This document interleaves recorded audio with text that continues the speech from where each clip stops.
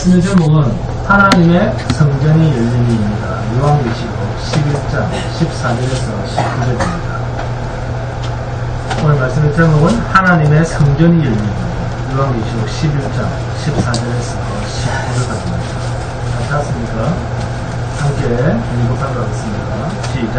둘째 하는 지나갔으나 보라 셋째 하가 속히 이르는도다. 일곱째 천사가 나팔을 불매 하늘에 큰 음성들이 나타나되 세상 나라가 우리 주와 그의 그리스도의 나라니라. 그가 세속으로 왕노릇 하시리로다 하니 하늘 앞에서 자기 보좌에 앉아있던 24장과 그려 얼굴을 땅에 대고 하나님께 경배하여 이르되 감사하옵나니 첫째에는 계셨고 지금도 계신 주 하나님 곧 전능하시며 친히 큰 권능을 잡으시고 왕노릇 하시도다. 이방들이 분노하며 주의 기도가 되어 죽은 자를 심판하시며 종 선지자들과 성도들과 또 작은 자든지 큰 자든지 주의 이름을 경외하는 자들에게 상 주시며 또 땅을 망하게 하는 자들을 멸망시키실 때로서이다 하더라.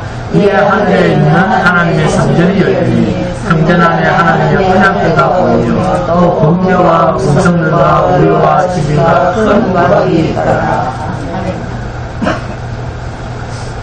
지금 사도 요한이 보고 있는 광경은 하나님의 무서운 재앙이 연속적이고 아주 빠르게 쏟아지고 있다는 사실을 우리에게 전달하고 있습니다.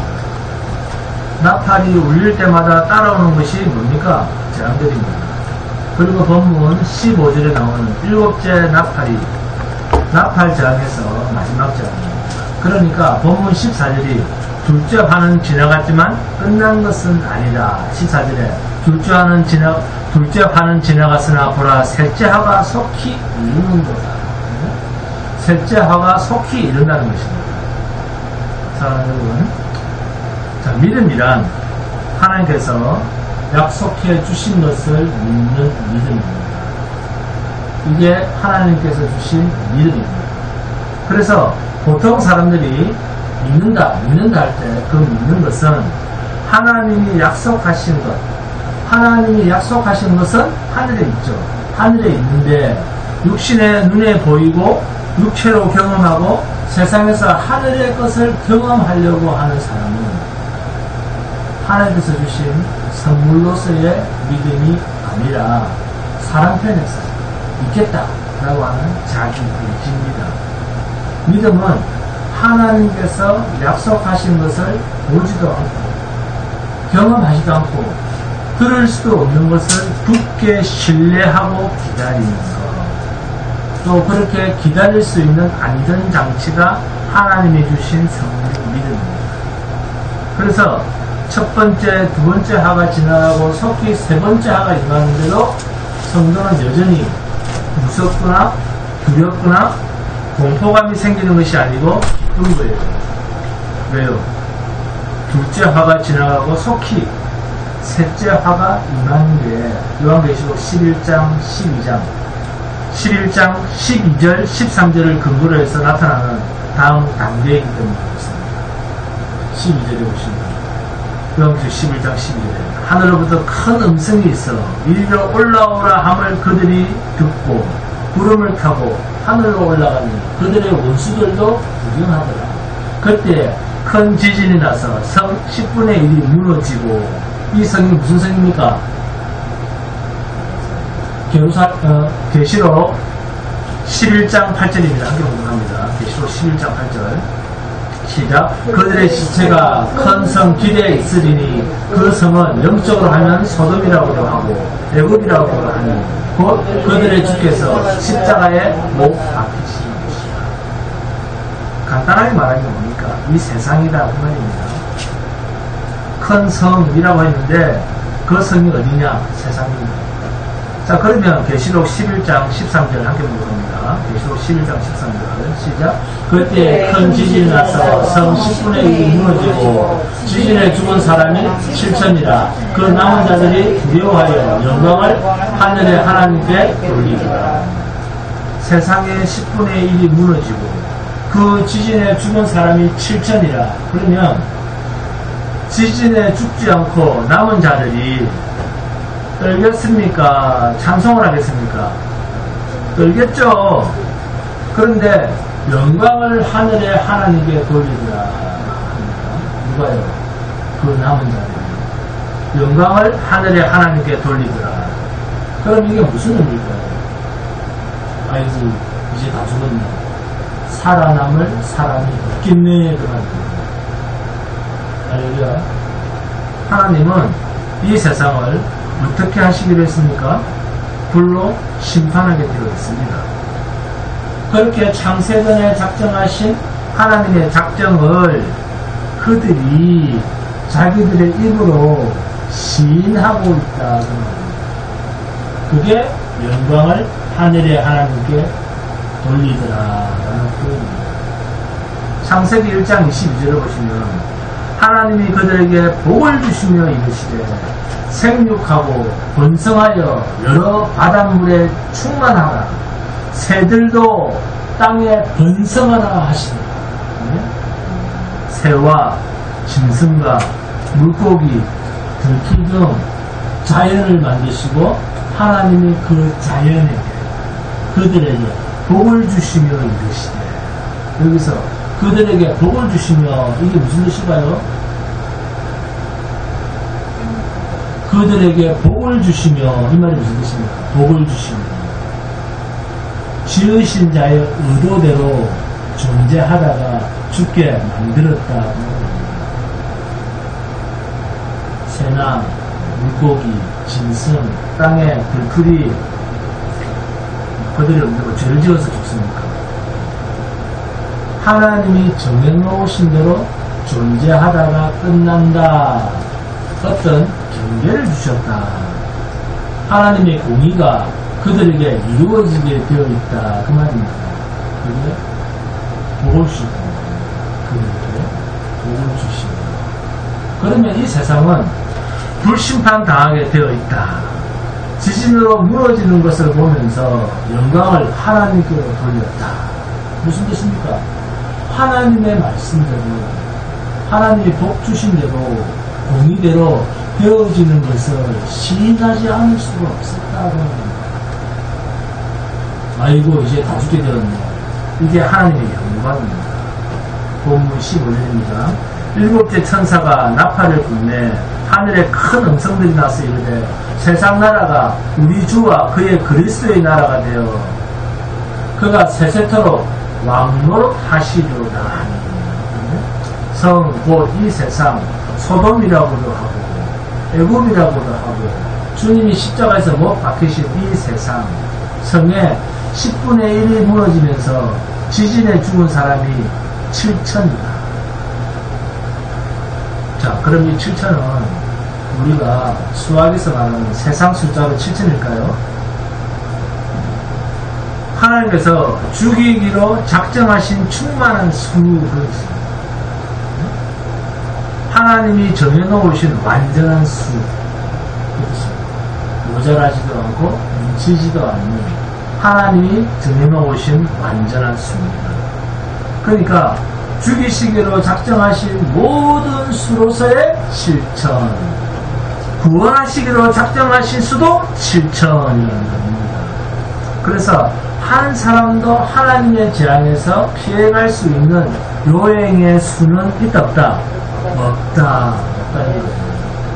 완전한 하나님의 공입니다. 창세기 2장 1절과 2절에 천지와 만물이 다 이루어집니다. 하나님이 그가 하시던 일을 일곱째 날에 마치시니 그가 하시던 모든 일을 거치고 일곱째 날에 안식하십니다. 그러니까 일곱, 세븐, 럭키 세븐, 7자는 곧 하나님이 의도하신 모든 것을 충족시키신 것을 의미하는 것입니다.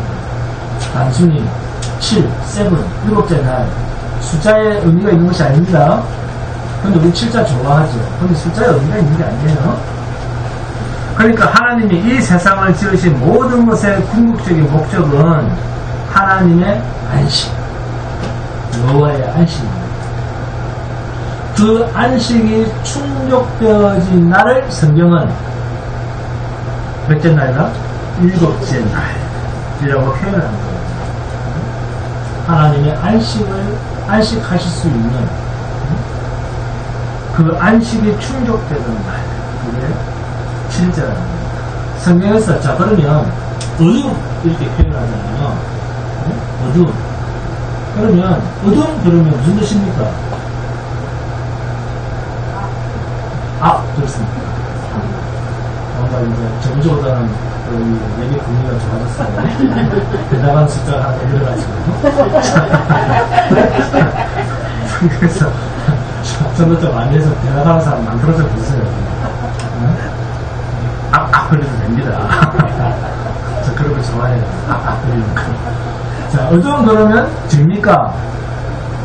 그런 말이 아니라 자기의 인간적인 거룩을 가지고 하나님 앞에서 자기 거룩을 인정받아 보려고 하는 일체의 행위, 이것을 성경에서는 어두움이다. 그런데 자기는 죄덩어리인데 그럼에도 하나님 앞에 두 손 들고 나오는 것, 네? 이걸 뭐라고 합니까? 성경에서는 이게 또 빛이라고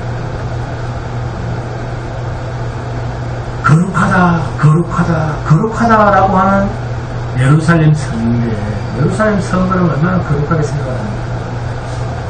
응? 그곳이 예루살렘 성인데, 그런데 이게 세상 나라를 대표합니다. 이 거룩하다고 하는 예루살렘 성에서 무슨 일이 일어났습니까? 이 세상을 창조하신 창조주 발바닥에서 가장 악랄한 범죄자로 낙인을 찍어서 죽였다. 그러면 예루살렘 성, 이 세상은 뭡니까? 죄 없는 자를, 이 세상이 뭡니까? 그러면 죄 없는 자를 그렇게 악랄한 자로 죽였으면 거꾸로 이 세상은 또 예루살렘 성은 그러면 자기들은 뭐라는 거예요? 죄 없는 자를 가장 악랄한 자로, 죄 있는 자로 죽였을 정도면 이 세상은, 예루살렘 성은 뭐다? 그보다 더 악한 자라는 말 아닙니까? 네? 그게 예루살렘 성입니다. 이 예루살렘 성을 두고 뭐라고 합니까? 성경은 소돔이고 애굽이고 세상이라고 한다.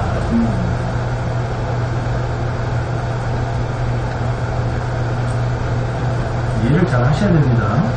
여러분, 하나님을 죽인 자리가 어딥니까? 예루살렘입니다. 네? 그러면 상대적으로 세상에서 가장 더러운 것이 어딜 것 같습니까? 네, 할렐루야, 예루살렘입니다. 하나님이 이 세상을 보실 땐 예루살렘이 제일 더러운 곳입니다. 그곳이 하나님을 죽인 땅입니다. 이 땅이 불타 없어지도록 단초를 제공한 곳이, 원인 제공을 한 곳이 어디입니까? 예루살렘 성입니다. 예루살렘입니다. 이 세상을 망하도록 한 곳이. 그래서 예루살렘에 가까이 와서 주님께서 누가복음 19장 41절입니다. 가까이 오사 성을 보시고 우시며, 성을 봤는데, 교회를 봤는데, 네? 성전을 보고 우시며, 예루살렘 성을 보시고 주님이 오셨다니까요. 내가 너희를 위하여 울고 돌이키라고 얼마나 많이 내가 너희에게 말해왔느냐. 차라리 내가 시돈 땅 두로나 니느웨나 다른 이방에서 복음을 전했더라면 그들은 벌써 베옷을 입고 제2위에 앉아서 회개했을 것이다. 가장 악랄한 자들이 예루살렘 성에 거하는 자들이었어요. 그런데 자신들은 뭐라고 합니까? 가장 이 세상에서 거룩한 자들이었어요. 이게 하나님이 보시는 시각입니다. 여러분, 교회는 뭡니까? 안 그런다 했잖아요. 교회가 뭡니까? 교회에 대한 개념을 가지고 교회가 아닙니까? 교회가 뭐예요? 세상으로부터 버림받은 자들의 모임입니다. 그래서 교회 꼭대기에 십자가를 걸어놓은 거예요. 교회 꼭대기에 십자가가 왜 있는지 고민을 하셔야 됩니다. 왜 교회 꼭대기에 십자가를 걸어놨을까요? 저희 교회는 자기 건물이 아니기 때문에 못 걸었습니다. 우리는 돈이 없어서 십자가를 못 걸어요. 네? 왜 근데 또 다른 큰 교회들은 교회 십자가를 왜? 왜 교회의 상징을 십자가로 한 줄 압니까? 예수라고 하는 뜻만 있는 것이 아니고 교회에 십자가가 있는 것은 죽음을 드러내는 사람들의 모임이다. 죽음을 드러내는 사람들의 모임이다. 이걸 알리는 거예요.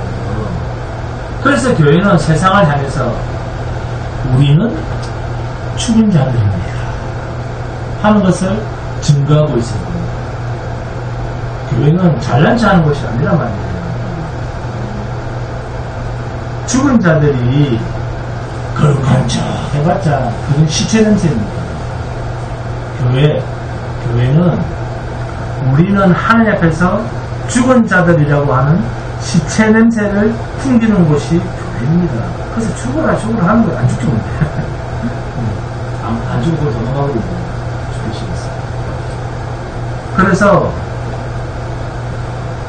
십자가를 쌓임으로 표식으로 삼는 성도는 예수의 증인입니다.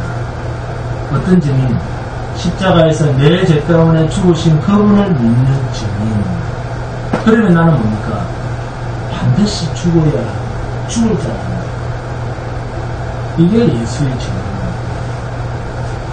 계시록 11장 13절입니다. 함께 공부합니다. 계시록 11장 13절 시작. 그때에 그만. 네. 자, 그럼 그때가 언제입니까? 바로 앞에 11절 12절에 일들이 일어난과 동시에 라고 하는 말이죠. 네?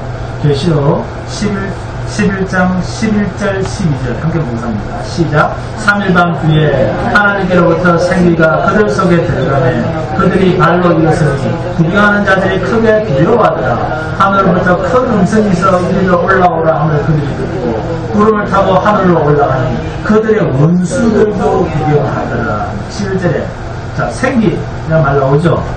뭐라고 칩니다. 11절에 생기란 헬라어로 퓨누마 조에스라고 하는 헬라어로 퓨누마 조에스라고 하는 말인데 해석은 아람, 호흡, 생명, 살리는 영, 성령이라고 하는 것입니다. 하나님께로부터 그리스도 예수 안에 있는 영원한 생명인 그 생기가 그들 속으로 들어갔다. 그 말입니다. 그 몸이 어떤 몸입니까? 벌써 옛날에 죽었던 그 몸이죠. 벌써 흙가루가 되어 있는 몸이에요. 아시겠습니까? 그게 들어갔다 그 말입니다. 그리고 그곳에 들어갔다. 그리고 창세기 2장 7절에 자, 생기라는 말 나옵니다. 보세요. 창세기 2장 7절에 생기라는 말 나옵니다. 요한계시록 생기라는 말이 나오지만 창세기도 생기라는 말이 나옵니다. 한글 번역은 똑같아요. 생기입니다. 창세기 2장 7절의 생기는 히브리어로 니시마트하임입니다. 니시마트하임인데 70인 경우로는 푸뇨의 조에스입니다.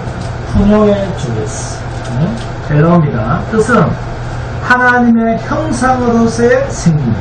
이 창세기의 생기예요. 이렇게 이 세상이 죽인 하나님의 백성들을 하나님이 생기로 그들을 살리신과 동시에 이 세상은 완전한 하나님의 진노 속으로 들어가 버립니다. 그러니까 성도가 이 세상으로부터 발핌을 당하고 죽임을 당한 후에야 하나님의 심판의 역사가 이 세상에 벌어집니다. 동시에 성도가 이 세상 성으로부터 밟혀서 죽임을 당했는데 죽임을 당한 그 자들을 하나님께서 생기를 불어넣으셔서 살리신과 동시에 이 세상을 하나님의 저주의 심판으로 불태워 없애버리십니다. 동시에 하나는 살리고 동시에 이 세상을 없애버리십니다. 이게 증인이고 교회입니다. 여러분, 한평생 이 세상에서 고난당하는 것 같아도 하나님께서 여러분에게 계획하셔서 생기를 불어넣으시고 영원한 영광으로 만들어 놓는 일은 깜빡할 사이에요. 우리의 영광은 깜빡할 사이에요. 이 말이 계시록 11장 17절에 있는 3일 반 후에라고 하는 표현입니다. 네?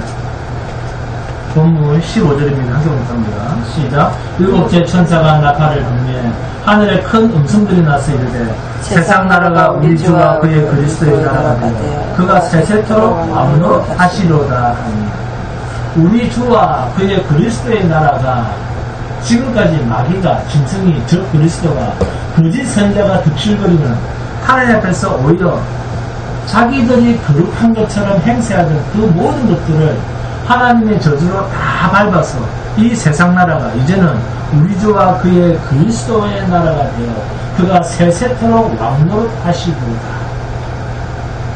이것이 속히 임한 세 번째 바랍니다. 이 바의 대상이 누굽니까? 주와 그리스도, 주님이 그리스도 되심을 거부하는 겁니다. 이 세상은 가만히 있어도 죄입니다. 이 세상은 아무 짓을 안 해도 됩니다. 왜요? 사람도 마찬가지입니다. 아무 짓을 안 해도 죄라고 합니다. 왜 그럴까요? 예수를 안 믿는 것이 죄입니다. 네? 예수를 믿지 않는 것이 저주가 될 죄입니다. 죄란 말은 죽었다라는 말과 같은 의미입니다. 그러니까 스스로 있는 자, 곧 하나님께 접근할 수 있는 에너지가 죽은 자에게는 없다고 합니다. 그래서 하나님께서 은혜를 주셔야지 하나님을 찾고 회개가 가능한 거예요. 여러분, 주의 나라는 이 세상에 있는 모든 나라를 무너뜨리고 새 예루살렘, 새 하늘과 새 땅입니다. 이렇게 세워진 주님의 나라는 흙으로 세우신 나라가 아니라 주의 피로 세워진 전혀 다른 새로운 나라입니다. 오직 예수 그리스도의 십자가 대속으로만 시작되는 나라입니다. 그러니까 본문 15절에 세상 나라가, 이걸 잘 봐야 됩니다. 여호와의 정인 같은 데는 이 세상이 천국이 된다고 그러죠. 네? 그리고 교회에도 그런 말 하는 교회가 몇 군데가 있어요.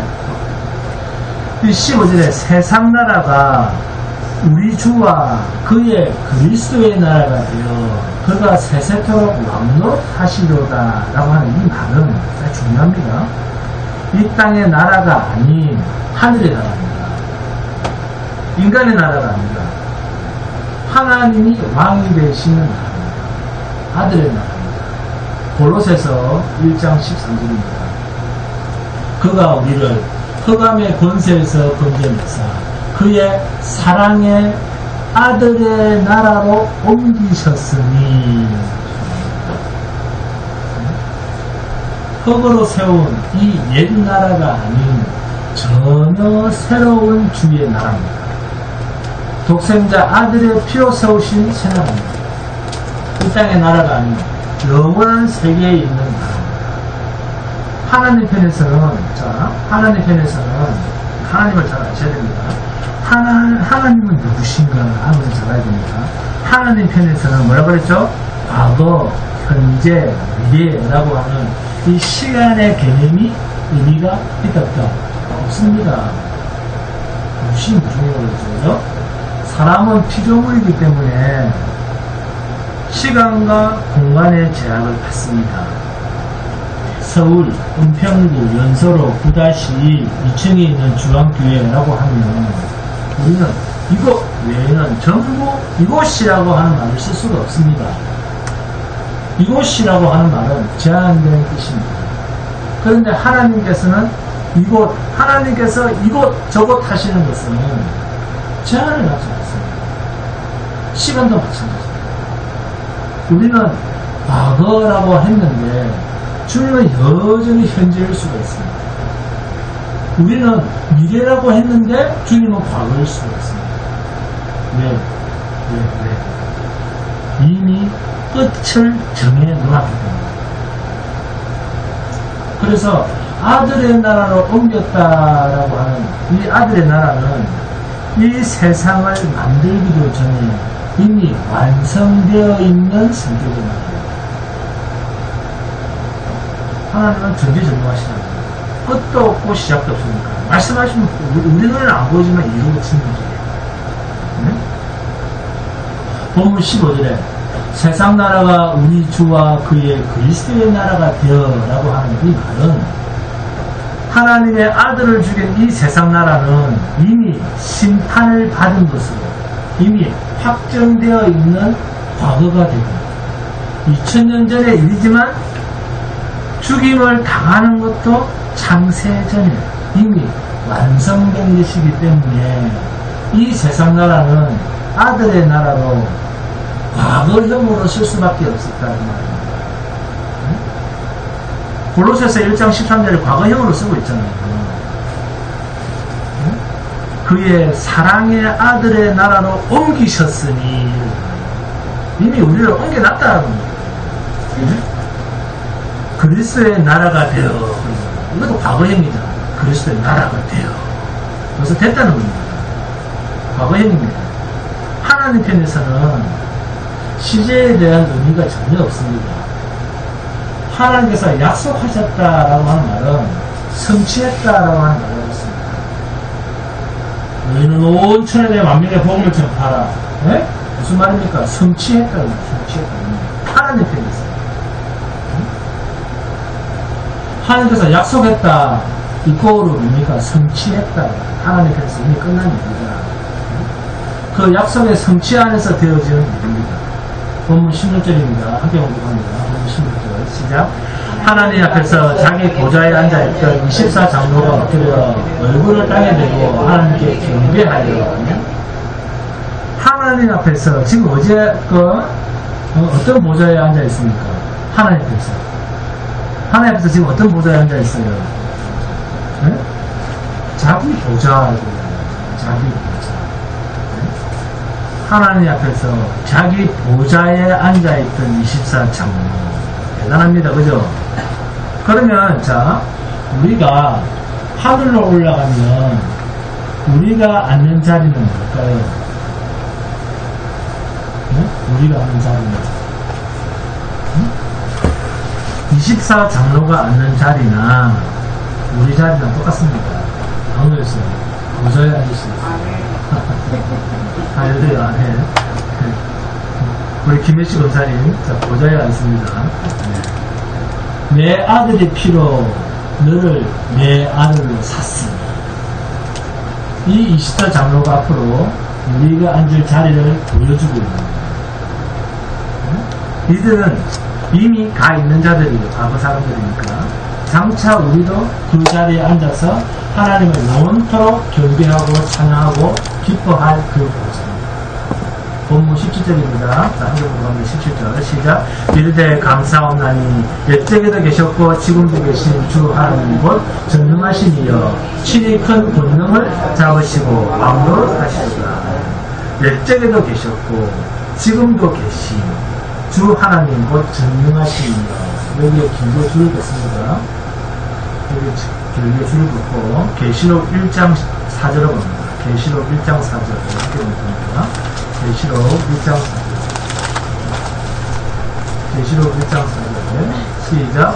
요한은 아시아에 있는 7교회에 편지하노니 이제도 계시고 전에도 계셨고 장차 오실 계시며 그의 보좌 앞에 있는 7 영과 이제도 계시고 전에도 계셨고 장차 오실리. 자, 여기에도 줄을 긋습니다.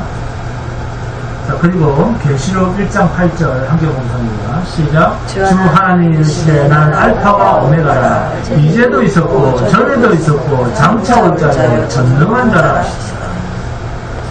계시록 11장 17절과 계시록 11장 17절과 비교를 해보니까 뭐가 하나 빠졌습니까?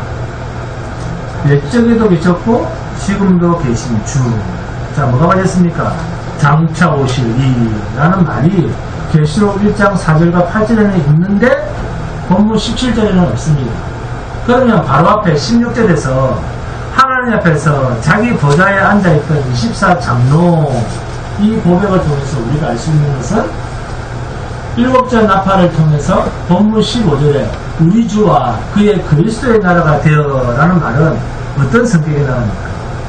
오셔서 이미 왕노릇하고 계신다는 것을 전제하고 24장로들이 엎드려 얼굴을 땅에 대고 하나님께 경배하고 있는 것입니다. 지금 사도 요한은 7조의 나팔을 통해서 세상에 쏟는 화는, 세상에 쏟은 화는 이미 아들의 나라가 세상 나라보다도 완성된 주의 나라를 보고 찬양하고 있다는 사실입니다. 이것이 오늘날 주의 성도들의 정체성이거든요. 비록 세상에서는 죽음 앞에 놓여있고 환난 앞에 놓여있고 세상에 밟혀있는 모습인데 이미 세세토록 왕노릇 하시는 주의 나라가 이루어지는 것을 보면서 그곳에서 하나님의 자녀로서 우리 영광을 보면서 주님이 십자가로 끌려가는 같은 그 마음으로 이 세상을 살아가야 할 자가 주의 백성 성도라는 것입니다. 주님이 뭐라고 하셨습니까? 주님이 나는 죽을 권세도 있고 살 권세도 있는 자다. 이런 말씀이죠. 주님은 그 본능으로 그들에게 끌려갔습니다. 본문 18절입니다. 한번 보면 18절 시작. 이방들이 분노하며 주의 진노가 내려 죽은 자를 심판하시며 종 선지자들과 성도들과 또 작은 자든지 큰 자든지 주의 이름을 경외하는 자들에게 상 주시며 또 땅을 망하게 하는 자들을 멸망시키실 때로소이다 하더라. 이방들이 분노를 한답니다. 왜요? 본문 17절입니다. 한번 보면 시작. 이르되 감사함나니 옛적에도 계셨고 지금도 계신 주 하나님과 전능하시며 친히 큰 권능을 잡으시고 왕으로 하시도다. 우리 주 예수 그리스도 영원한 왕이신 분, 천상천하 유아 독종이신 분의 이름을 찬양하며 경배하는 그 모습을 보고 이방들이 분노를 했습니다. 이 세상 임금들이 분노를 했답니다. 주의 왕 되심을 거부를 하고 있는 거예요. 본문 19절입니다. 하기는 본문 19절 시에 이에 하늘에 있는 하나님의 성전이 열리니 성전 안에 있는 하나님의 언약궤가 보이며 또 번개와 음성들과 우레와 지진과 큰 우박이 드러나며 하나님의 성전이 열리니 하나님의 성전은 구약에서 어떤 의미가 가집니까? 반드시 죽임을 당하는 사건이 먼저 있다. 그죠? 희생제사가 없는 하나님의 성전은 의미가 없습니다. 성막도 그렇죠. 제사라고 하는 말은 반드시 죽여서 하나님께 드려지는 의미입니다. 그러니까 죽음이 넘치는 곳이 어딥니까? 성전입니다. 성막이었어요. 네? 그래서 이스라엘 백성들이 성전에 딱 들어가면 무슨 냄새가 날까요? 비린내가, 피비린내가 진동을 합니다. 그 성전이었어요. 주왕교회 오늘 문을 탁 열고 들어올 때 제일 먼저 어떤 냄새가 나던가요? 1번 피비린내다. 10번 참 향기였던 뭡니까? 아무 냄새 나요. 아무 냄새 안 났습니다. 3번 허리미 냄새가 났다. 그래서 이 성전을 닦은 피비린내가 배어있는 곳이 성전이었습니다. 네? 이스라엘의 중심은 어디입니까? 성전입니다.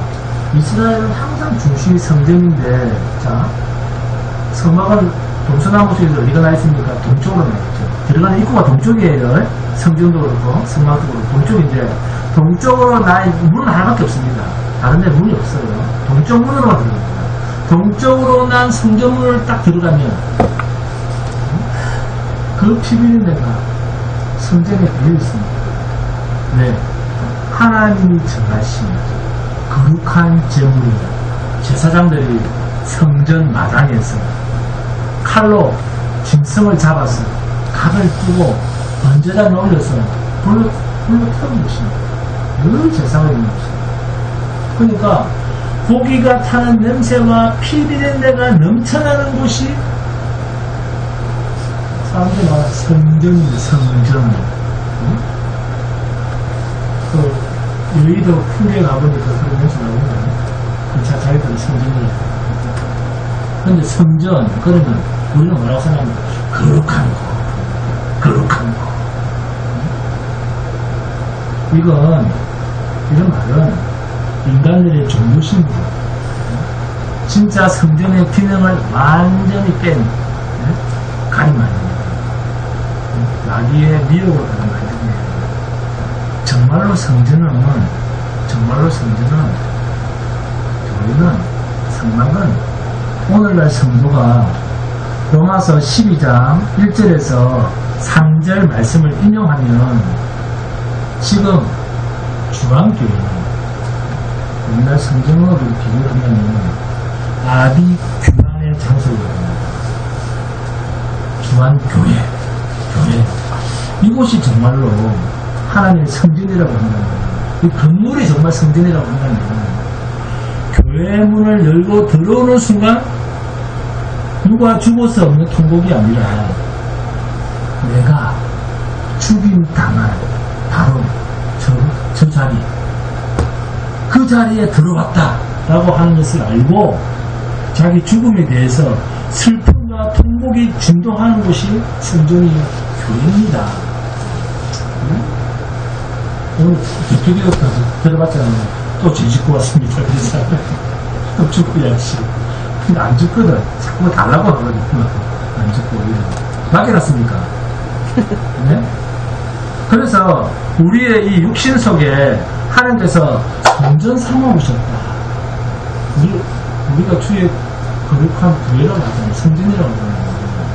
그래서 하나님께서 우리 몸을 거룩한 성전 삼아오셨다라고 하는 말은 우리 육신은 언제나 올려놓았다 그 말이에요. 죽음에 내놓았다 그 말입니다. 닦습니다 그 말이 닦습니다. 잡아서. 그래서 교회 십자가는 주님 안에서 죽는 자, 주님 안에서 죽는 자라고 하는 의미를 가지고 있는 것이 십자가입니다. 우리 가지고 있어요. 죽음은 이게 십자가의 죽음입니다. 기독교는. 그런데 교회 다니면 세상에서 잘 된다 이런 생각으로 예배당을 떠나더니 어떻게 믿음의 바른 정체성을 가지겠습니까? 응? 내가 찾아가서 믿어지고 내가 찾아가서 만나지고 내가 찾아가서 알아지는 그런 하나님, 피조물 인간이 찾아가서 만나지는 그런 하나님은 성경에서 말하는 스스로 계신 하나님이 아닙니다. 네? 어떻게 인간이 죄인이 하나님을 찾아서 만납니까? 네? 사실을 금식하자고 하나님을 만날 수 있습니까? 하나님과 인간은 상극입니다. 죄와 하나님은 상극입니다. 네? 죄인인 인간이 찾아가서 만났다고 하는 그 하나님은 무상 하나님입니다. 하나님이 진짜 하나님 아니에요. 그런 말에 귀 기울이지 마세요. 무상 만났구나. 아기 만나고 왔구나. 기도로 와서 실컷 귀신 만나고 왔구나. 이렇게 생각하시면 됩니다. 교회를 다니면서도 교회가 뭔지를 모르는 사람이 너무 많아요. 교회가 뭡니까? 본문 15절입니다. 함께 공부합니다. 15절 시작. 일곱째 천사가 나팔을 불며 하늘에 큰 음성들이 났으니 세상 나라가 우리 주와 그의 그리스도의 나라가 되어 그가 세세토록 왕노릇 하시려다 하니 그리스도의 나라가 되어 이 그리스도의 나라가 세상에 존재하는 모습이 교회입니다. 그런데 세상 임금은 누굽니까? 마귀입니다. 그래도 나는 죄랑은 먼 생활을 하고 있다. 자, 이렇게 생각하시는 분이 계시는 사람들이 있습니다. 자, 김희식 원장님, 나는 죄랑은 전혀 멀다. 난 죄랑은 멀리 생활하고 왔다. 일주일 동안. 자, 그런 사람 들어보세요. 없습니까? 그러면 전부 여기 나쁜 사람들만 앉아있습니다. 전부 다 나쁜 사람들만 앉아있대요. 목사도 나쁘고 다 나쁜 사람들입니다. 성경이 말하는 죄란 하나님이 정해놓으신 것에서 이탈한 것, 이게 죄예요. 위치 벗어나면 하나님이 정해놓으신 위치에서 벗어나는 것도 죄. 위치, 자리, 지위, 그 마귀의 지위도 있었죠. 그 지위를 이탈한 것입니다. 예를 들어서 자, 교회 문을 열고 바깥으로 나갔다. 자, 이제 예배가 끝나고 가실 거 아닙니까? 교회 문을 열고 바깥으로 나갔다. 교회 문을 열고 나갔다. 이게 뭘까요? 하나님께서 교회에서 나가는 것처럼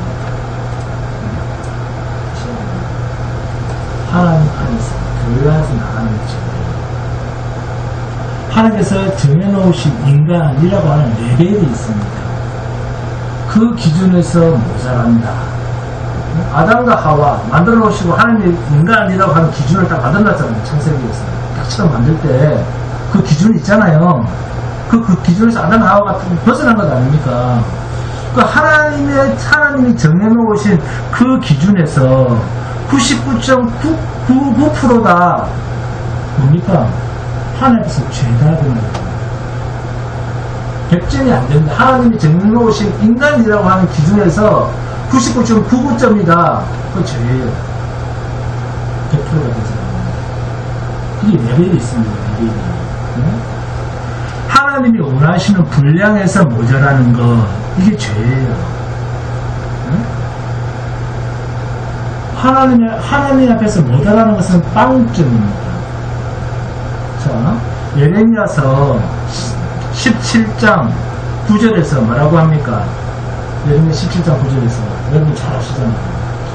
만물이에요. 이 세상 자연 만물. 이 만물보다 거짓되고 심히 부패한 것은 마음이라.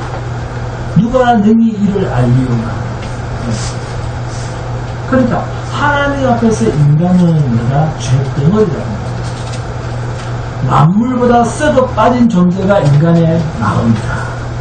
의인은 없나니 한 사람도 없다. 그랬습니다. 자, 그런데 예수님께서 십자가에서 죽으시고 3일 만에 살아나셨다. 자기를 죽인 자 앞에서 살아나셨다. 누가 이겼다? 죽인 자가 이겼다. 죽임 당한 자가 이겼다. 죽임 당한 자가 이겼다. 이 말이 본문 15절에 세상 나라가 우리 주와 그의 그리스도의 나라가 되어라고 하는 말을 뜻입니다. 이렇게 주님은 자기를 죽인 자 앞에서 살아나신 것으로도 세상 나라를 주님의 나라로 접수한 것으로 선언하고 계신 거예요. 이 그리스도의 나라에 대해서는 오래전 주님이 이 땅에 오시기도 전에 다니엘 선지자를 통해서 이미 말씀을 하셨습니다. 다니엘서 7장 14절에 보시면 그에게 권세와 영광과 나라를 주고 모든 백성과 나라들과 다른 언어를 말하는 모든 자들이 그를 섬기게 하였으니 그의 권세는 소멸되지 아니하는 영원한 권세요 그의 나라는 멸망하지 아니할 것입니다. 이 다니엘 선지자를 통해서 미리 말씀하신 하나님의 나라가 예수 그리스도 그분을 통해서 성취되신다고 분명히 말씀하고 계십니다. 그 나라의 그 권세도 영원하고 그 나라는 패하지 아니한다. 모든 자가 그를 섬긴다. 이 이야기가 어디에 있습니까? 주님이 이 땅에 오셨을 때 가브리엘 천사를 통해서도 말씀하고 있습니다. 누가복음 1장 31절에서 33절입니다. 보라 내가 잉태하여 아들을 낳으리니 그 이름을 예수라 하라. 그가 큰 자가 되고 지극히 높으신 이의 아들이라 일컬어질 것이요 하나님께서 그 조상 다윗의 왕위를 그에게 주시리니 영원히 야곱의 집을 왕으로 다스리실 것이며 그 나라가 무궁하리라. 지금 누가 한 말이 성취된 겁니까? 구약의 다니엘을 통해서 하신 말씀이 누가복음에서 주님의 오심으로 예수의 탄생으로 성취된 말씀 아닙니까? 그래서 성경은 뭐라고 합니까? 약속이지. 약속과 성취의 책. 이게 성경입니다. 그리고 우리 피조물 입장에서는 하나님의 무시무종하심, 영원성을 가진 그분의 세계를 조각으로 밖에는 볼 수 없으니까 완성되어지는 것을 장차 이루어질 나라로 요한계시록을 통해서 보고 있을 뿐입니다. 하나님의 시간은 시작도 없고 과정도 없고 마침도 없습니다. 빛이 있으라 하면 그냥 생겨버리잖아요. 과거, 현재, 미래가 하나입니다. 하나. 이 과거, 현재, 미래가 하나인 이것을 뭐라고 한다고요? 무시무종하신 하나님. 이렇게 했습니다. 단어의 의미들을 잘 아셔야 됩니다. 영원한 현재. 따라합니다. 영원한 현재. 영원한 현재에 계신 하나님입니다. 그러니까 하나님 편에서 계획하시면 하나님께서 너는 때가 가까웠느니라 청구하라 라고 말씀하시면 이미 완성된 것이나 같은 의미를 가집니다. 세상 임금 마귀가 주님을 죽였는데 3일 만에 살아나셨다. 만왕의 왕이신 분이 살아나셨다. 그리고 생긴 게 교회입니다. 당신님의 피로 사신 자들, 성도, 이들은 완벽하게 누구의 명령만 수행한다? 자기를 살리신 그리스도의 명령만 받고 살아갑니다. 그래서 우리가 그를 뭐라고 부릅니까? 우리가 예수를 뭐라 부릅니까? 주님. 무슨 뜻입니까? 예? 그런데 왜 누가 주님? 하나님께서 다 누가 주님이야? 우리가 이렇게 말과 행동이 전혀 이렇게 의미가 서로 연결이 되지 않아요. 보면. 네? 내 인생의 주인은 당신입니다. 나를 다스리는 분은 당신입니다. 그래서 주자를 쓰는 거예요. 조심해서 쓰세요. 조심해서. 그러니까 주는 호칭이 아닙니다. 권세 이름, 권세. 나를 부릴 수 있다는 권세. 그죠? 그 권세 이름입니다. 완벽한 복종밖에 없는 존재가 되었음을 인정하고 부르는 호칭이, 이게 뭐라고요? 주여! 하면 나는 뭡니까? 종이지 뭐예요, 종이지. 좀 종질 좀 하세요, 종질. 주인질 하지 말고. 자, 본문 19절입니다. 19절 시작. 이에 하늘에 있는 하나님의 성전이 열리니 성전 안에 있는 하나님의 언약궤가 보이며 또 번개와 음성들과 우레와 지진과 큰 이박이 있더라. 하나님의 성전이 열리니 성전 안에 하나님의 언약궤가 보이며 그러죠. 예? 자, 성전이 열리면 뭐가 보여야 됩니까? 성전이 열리면 하늘이니까 하나님이 계셔야 되는데 뭐가 보였다? 언약궤가 보였다. 자, 언약궤가 뭡니까? 언약궤가 하나님께서 우리에게 약속하신 것을 담아놓은 괴입니다. 그죠? 네? 하나님께서 우리에게 약속하신 것을 담았다는 거예요. 그 언약궤 속에는 모세에게 해주신 뭐가 있습니까? 시작. 또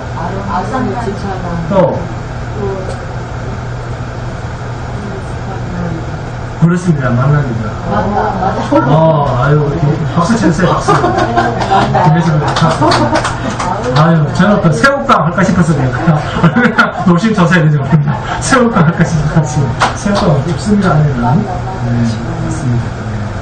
두 돌판, 아론의 쌍난 지팡이, 만나가 들어가 있습니다. 그런데 우리가 하나님 나라로 들어가는 것은 이 언약궤 때문에 들어갑니다. 이 언약궤 때문에 들어간다는 거예요.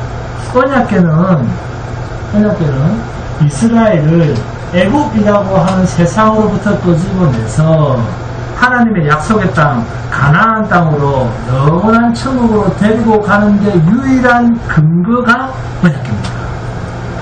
언약궤는 출애굽의 역사가 다 담겨 있어요. 언약궤 이꼬로 출애굽의 역사입니다. 자, 성막에 들어가면 바로 앞에 보이는 곳이 뭡니까?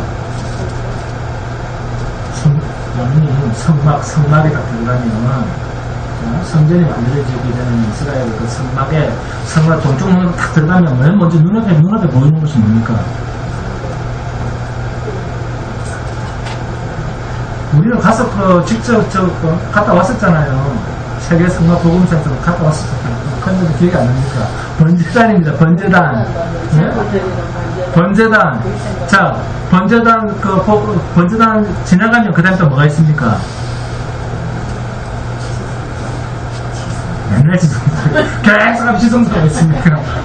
자, 번제단 앞, 그 다음 딱 지나가면 뭐가 있어요?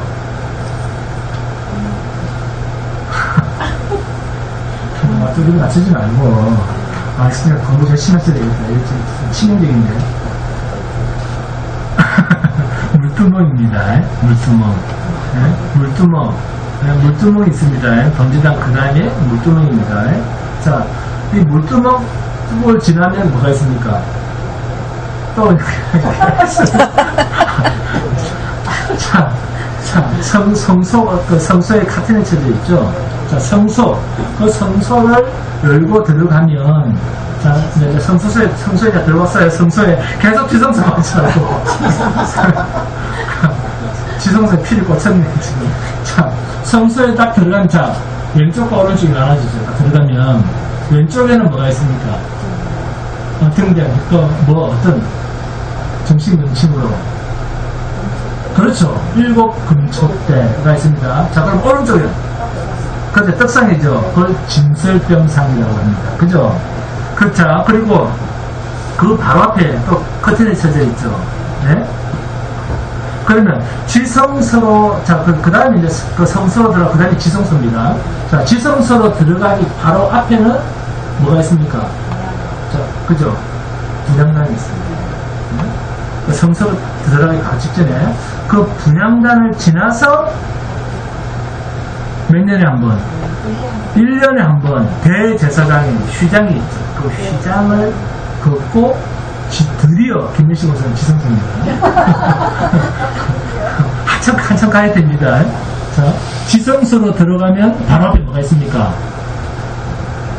이렇게 됐습니다. 이제 나왔어요.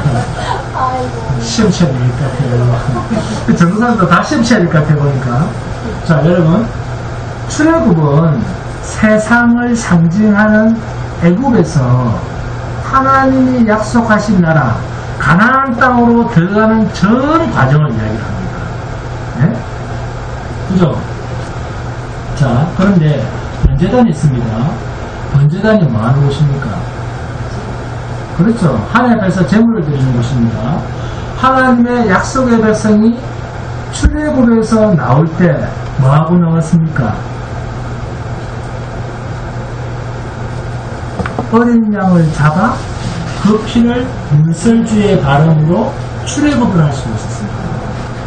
이것이 성막의 성소와 지성소까지 들어가는데 희생제물의 희생의 공로로 들어가는 거예요.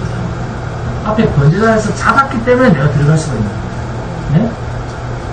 그러니까 하나님의 성막의 모든 요소들은 약속의 백성이 하나님의 영원한 나라로 상징되는 가나안 땅으로 들어가기 위한 모든 과정의 흔적이라고 하는 성막 속에 전부 다 담겨있어요. 자, 요단강을 건널 때도 뭐가 앞장섰습니까? 언약궤가 먼저 들어갔을 때 마른 땅처럼 땅이 말라서 들어갔다. 물이 다 말라서 들어갔다. 갈라졌다. 출애굽은 처음부터 마지막까지 무엇으로 되었다? 오직 어린 양의 핏값으로만 되었다. 이게 출애굽이었습니다. 자, 그러면 성막의 물두멍은요? 번지단 뒤에 있던 그 성막의 물두멍은 무슨 뜻입니까?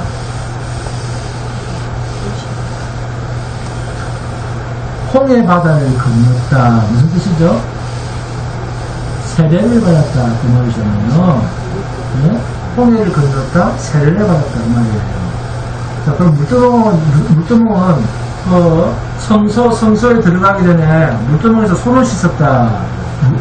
제사장들이 손을 씻고 들어갔다. 무슨 말입니까? 죄를 씻고 들어간다. 그런데 성소로 들어가니까 왼쪽에 7 촛대가 있는 거예요. 그죠? 이스라엘 백성이 광야에서, 자, 7 촛대는 무슨 뜻입니까? 이스라엘 백성이 광야에서 어떻게? 무슨 의미가 있어요? 불기둥으로 이스라엘을 인도하셨다. 그렇습니다. 자, 그리고 광야 40년 동안 농사를 지었으니까 뭐 했습니까? 하나님께서 만나를 주셨다. 이것이 오른쪽 편에 있는 진설병상입니다. 그래서 성막은 출애굽의 역사가 담겨있는 상징적 장소입니다. 그리고 지성소로 들어가기 전 휘장 바로 앞에 분향단이 있었죠. 분향단이 있습니다. 이 분향단은 뭐냐? 뭔 뜻입니까? 하나님의 백성들을 뭐로? 그 광야에서 구름 기둥으로 옮겨가셨다. 보호하셨다. 그 뜻입니다. 그리고 지성소로 들어갔는데 언약궤가 있습니다. 언약궤의 재료가 뭡니까? 여기 언약궤라고 하면 이 궤에 이 나무 재질이 뭐예요? 재료가 뭡니까? 조각목입니다. 조각목. 조각목이 무슨 뜻입니까? 쓸모없는 나무 투막을 있습니다. 그런 뜻입니다. 그 덮개, 그 덮개요. 세상에서 잘 되고자 하는 자들 눈에는 이 조각목, 아무 쓸모없어 보이는 자, 조각목처럼.